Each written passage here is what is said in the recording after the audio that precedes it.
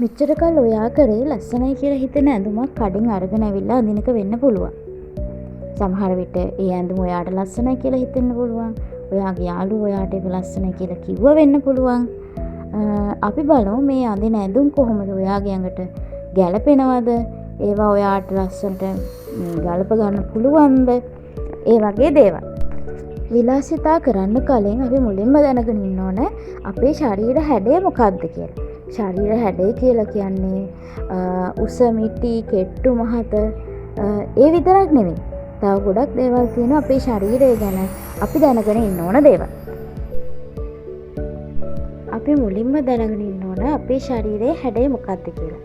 ඒ කියන්නේ ඔයාගේ ශරීරයේ පියාස් ගෙඩියක හැඩයක්ද තියෙන්නේ, ඇපල් ගෙඩියක හැඩයක්ද තියෙන්නේ, නැත්නම් අවර් ග්ලාස් එකක හැඩයක්ද තියෙන්නේ.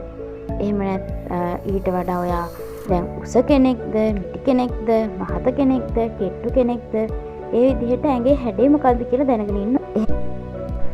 අපි මේ හැමදේම ගැන පැහැදිලිව කතා කරන්න තමයි මේ channel එක පටන් ගත්තේ. ඔයාට වෙලාවක් නැති වුණත් මම කොහොම හරි ඔයාලට මේ දැනුම ගේන්න බොහොම උත්සාහ කරනවා.